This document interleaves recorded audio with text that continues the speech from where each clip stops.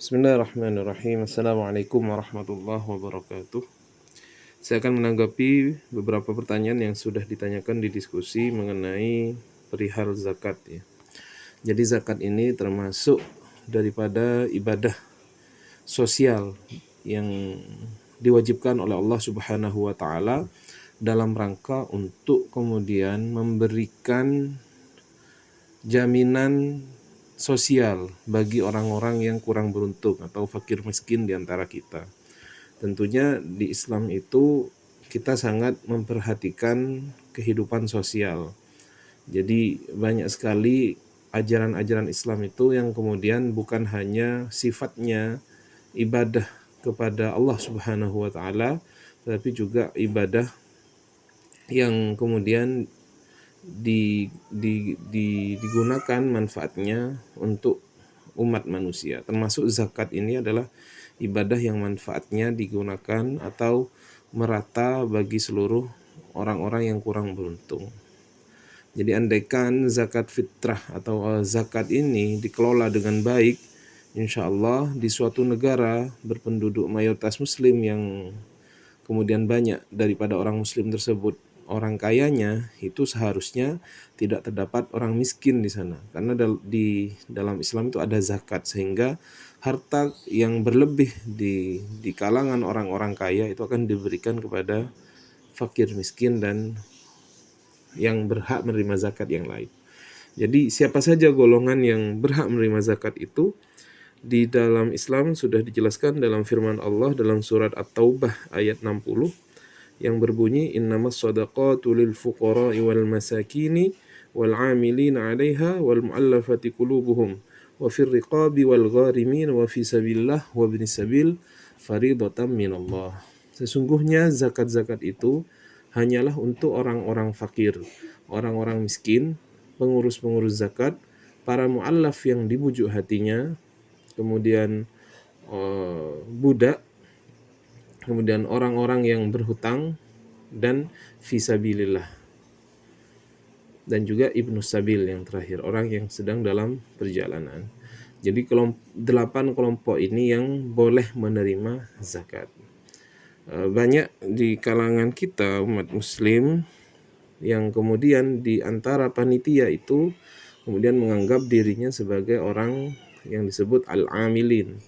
Ada sebagian tokoh yang kemudian berkomentar bahwasanya amil zakat itu bukanlah panitia yang dibentuk oleh misalkan di lingkungan masjid seperti itu, tapi panitia yang ditunjuk oleh negara. Jadi itu yang kemudian boleh mendapatkan zakat. Sedangkan kemudian apabila itu adalah panitia-panitia kecil, itu kurang berhak menerima zakat karena itu tidak ditunjuk oleh negara tapi hanya panitia begitu. Kemudian apa itu fakir, apa itu miskin? Memang ada perbedaannya kalau antara fakir dan miskin. Tentunya fakir lebih butuh kepada harta daripada yang miskin. Kemudian standar dikatakan fakir atau miskin itu apa? Kalau fakir dikatakan kebutuhannya itu kemudian sangat-sangat tidak mencukupi. Misalkan dia butuh sehari itu untuk makan hanya untuk menutupi kebutuhan pokoknya misalkan 20.000, maka penghasilannya mungkin dia hanya 5.000 atau 10.000, tidak mencukupi untuk keluarganya. Sedangkan miskin itu di atasnya bisa jadi 15.000 gitu. Jadi fakir itu lebih butuh daripada yang miskin. Nah, kemudian juga terkait problematika mu'allafah qulubuhum. Ini memang orang yang baru masuk Islam ini dulu memang sempat ada di masa Sayyidina Umar itu para mu'allaf ini tidak diberikan zakat begitu ya. Karena melihat bahwasanya Islam waktu itu sudah kuat. Islam sudah kuat sehingga tidak perlu diberikan zakat. Jadi yang berhak kemudian mengatur ini adalah khalifah ataupun pemerintah ya. Pemerintah yang berhak mengelola siapa yang kemudian menerima zakat ini.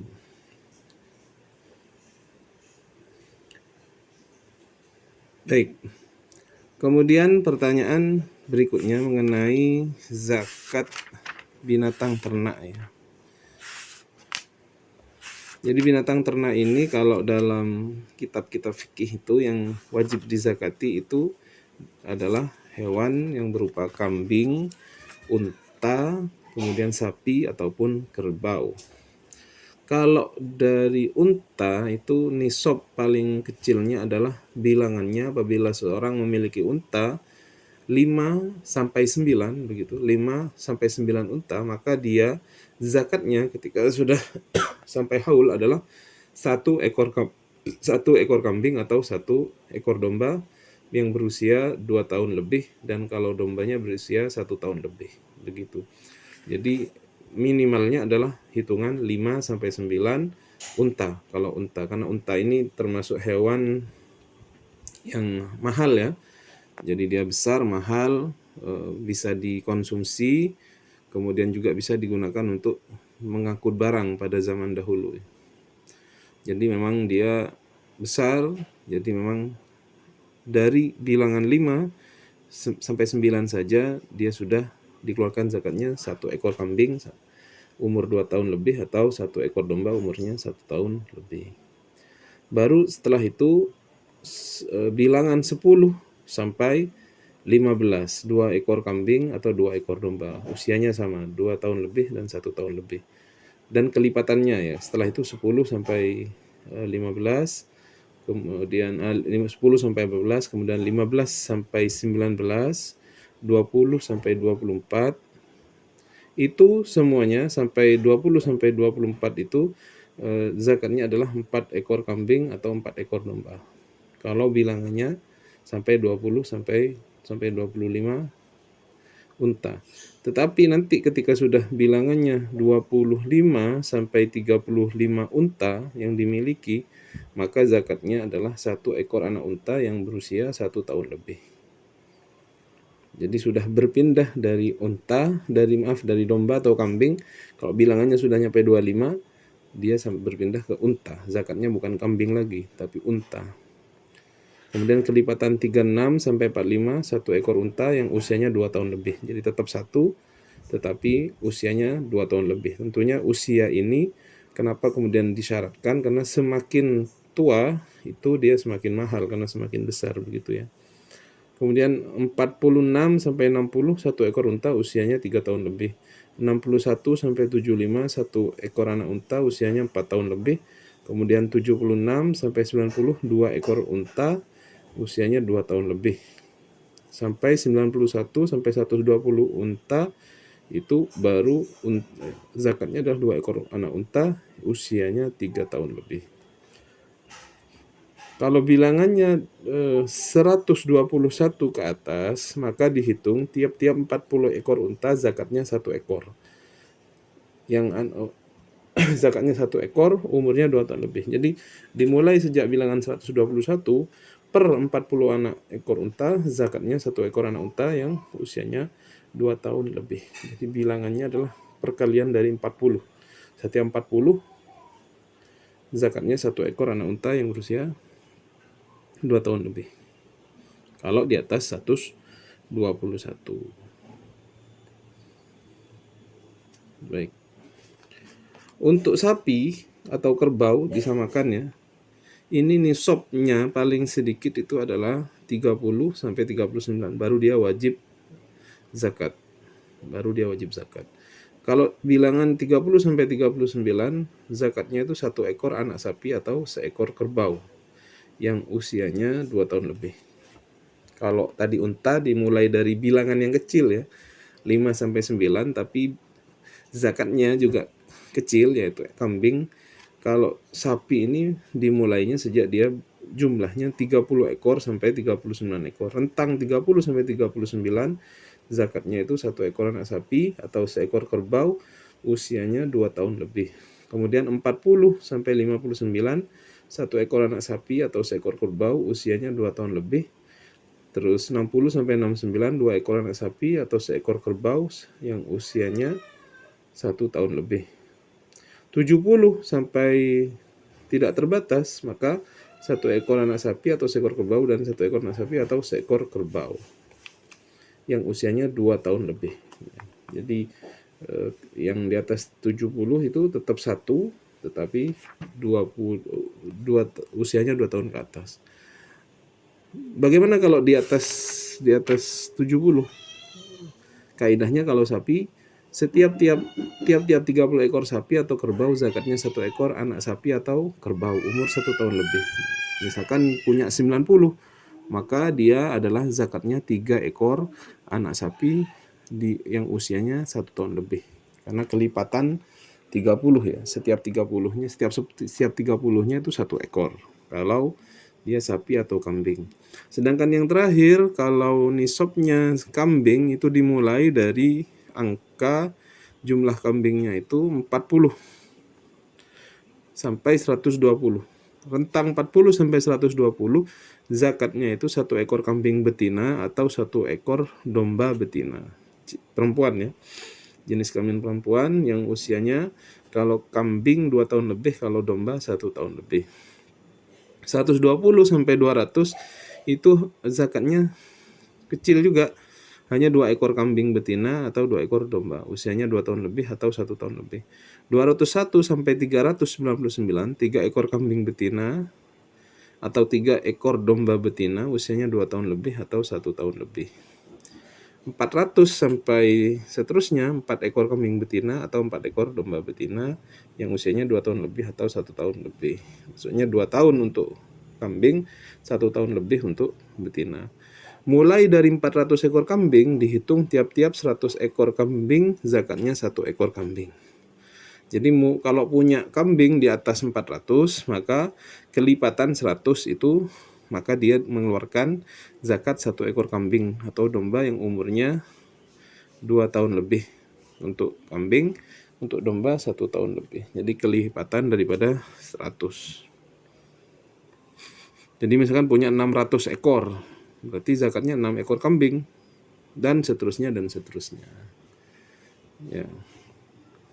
Nah, ini zakat mal ya, zakat mal. Dan juga sebenarnya ada zakat lain, termasuk zakat tijarah ya.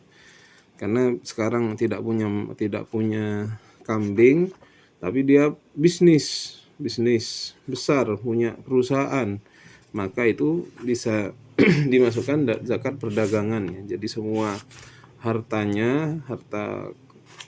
perdagangannya itu dihitung dalam setiap tahun. Apabila sudah sampai nisab, itu nanti dikeluarkan zakatnya, begitu. Zakatut tijarah. Walaupun ini kalau di fikih-fikih klasik tidak ada ya.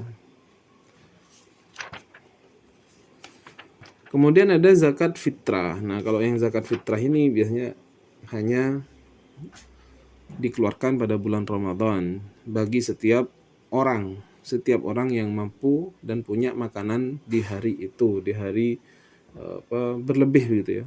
Kalau orang miskin yang nggak punya, ya nggak wajib. Nah, zakat ini bagi orang yang mampu. Termasuk juga wajib zakat bagi anak kecil. Jadi misalkan dalam satu keluarga ada 4 orang, ayah, ibu, dan anaknya yang masih kecil, maka dikeluarkan zakat dari keluarga itu 4 orang. Masing-masingnya kalau dulu itu biasanya 2,5 kilogram. Tapi kalau ingin dilebihkan monggo 2,75 silahkan, atau sampai 3 kilo tiap orangnya. Dan diberikan kemudian, kalau dia diberikan ya sebelum sholat Idul Fitri, maka dia termasuk daripada zakat. Kalau diberikan setelah sholat Idul Fitri, maka dia termasuk sedekah. Jadi jangan sampai diberikan zakat itu setelah sholat Idul Fitri.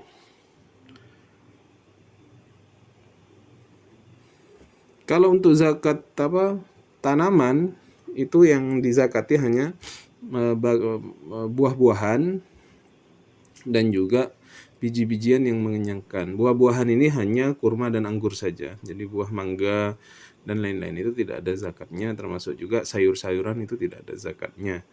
Kemudian kalau biji-bijian itu ada zakatnya. Nisabnya itu adalah 300 sok ya, 300 sok atau 930 liter kalau diliteri. Baik, saya kira demikian teman-teman. Terima kasih. Mudah-mudahan bermanfaat. Kita akhiri. Assalamualaikum warahmatullahi wabarakatuh.